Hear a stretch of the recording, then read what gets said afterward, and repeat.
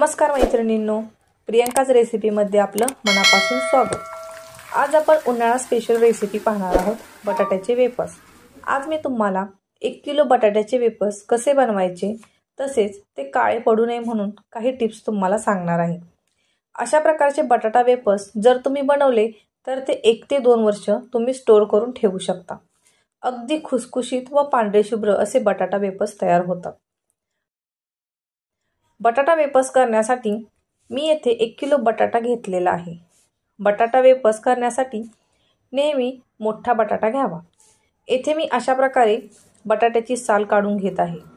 साल काढल्यानंतर बटाटा लगेच पाण्यात टाकून द्यावा, म्हणजे तो कडक राहतो, तसेच लाल पडत नाही आणि किसण्यासाठीही सोपा जातो। येथे मी सर्व बटाट्यांची साल काढून ते पाण्यात ठेवून दिलेले आहे। आता मी चिप्स पाडून घेत आहे। मी येथे चिप्स पाडण्यासाठी अशा प्रकारची खिसणी घेतलेली आहे। तुम्ही तुमच्याकडे जी असेल ती खिसणी बटाटा खिसण्यासाठी घेऊ शकता। येथे मी खिसणीवर उभा बटाटा धरून खिसून घेत आहे। बटाटा उभा धरल्यामुळे वेफर्स गोल बनतात। बटाटा खिसून झाला की तो लगेचच पाण्यात टाकायचा, नाहीतर लाल पडतो।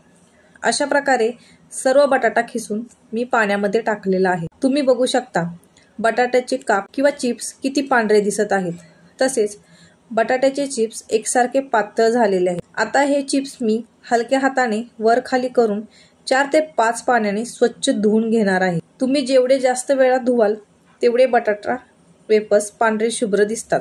बटाट्याचे वेफर्स मी येथे 4 ते 5 पाण्याने स्वच्छ धुवून एका चाळणीमध्ये नितळण्यासाठी ठेवलेले आहे। वेफर्स असे 4 ते 5 वेळा स्वच्छ धुवून घेतल्यामुळे बटाट्यातील स्टार्च हा पूर्णपणे निघून जातो। दुसरीकडे एका भांड्यात मी पाणी घेऊन त्याच्यामध्ये 5 ते 6 वेळा तुरटी अशा पद्धतीने गोल फिरवून घेत आहे। तुरटी फिरवल्यामुळे बटाटा वेफर्स पांढरे शुभ्र बनतात। आता या पाण्यामध्ये मी नितळण्यासाठी ठेवलेल्या बटाट्याचा वेफर्स ह्या पाण्यामध्ये घालून घेत आहे। हे बटाट्याचे वेफर्स या पाण्यामध्ये असेच 1 ते 2 तास ठेवून द्यायचे। आता 2 तास झालेले आहेत। गॅसवर एका मोठ्या पातेल्यामध्ये मी पाणी गरम करण्यासाठी ठेवलेले आहे। पाण्याला उकळी आली की त्यामध्ये तुरटीचा थोडासा तुकडा तसेच 4 ते 5 चमचे मीठ टाकलेले आहे। तुम्ही तुमच्या चवीनुसार मीठ कमी जास्त करू शकता।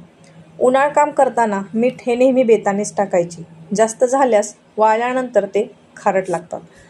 मीठ व तुरटी पाण्यामध्ये एकत्र करून घेऊन झाऱ्याच्या साहाय्याने मी याच्यामध्ये वेफर्स टाकून घेत आहे। वेफर्स एकदम टाकल्यावर गरम पाणी अंगावर उडण्याची शक्यता असते, म्हणून वेफर्स हे झाऱ्यावर घेऊन थोडे थोडे करून टाकावे। सर्व वेफर्स गरम पाण्यात टाकल्यानंतर झाऱ्याच्या साहाय्याने हलवून घ्यायचे। पाण्याला उकळी येईपर्यंत वेफर्स ठेवून द्यायचे। येथे पाण्याला उकळी फुटू लागलेली आहे। वेफर्सचा कलरही चेंज झालेला आहे।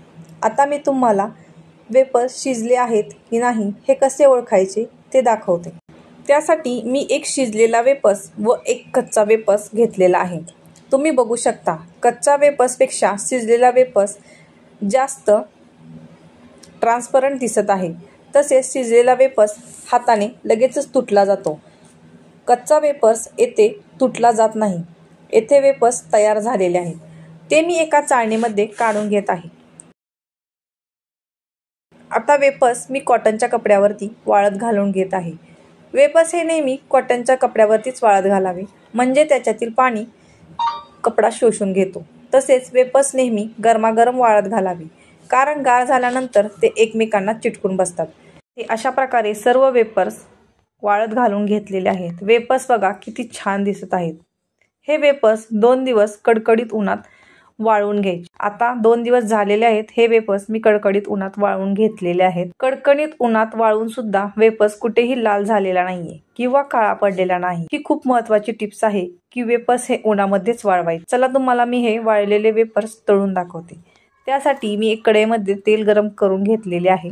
वेफर्स तेलामध्ये घालताच क्षणी तिप्पट आकाराचा फुलला जात आहे आणि अगदी पांढरे शुभ्र आपले वेफर्स बनून तयार होत आहेत। जर तुम्ही ह्या टिप्स फॉलो केल्या तर तुमचे वेफर्स अजिबात लाल पडणार नाही, तसेच पांढरे शुभ्र बनतील। जर तुम्हाला माझी ही रेसिपी आवडली असेल तर मला कमेंट करून सांगा व माझ्या अशाच नवनवीन रेसिपी पाहण्यासाठी प्रियंकाज रेसिपी ह्या चॅनलला लाईक, शेअर व सबस्क्राईब नक्की करा। धन्यवाद।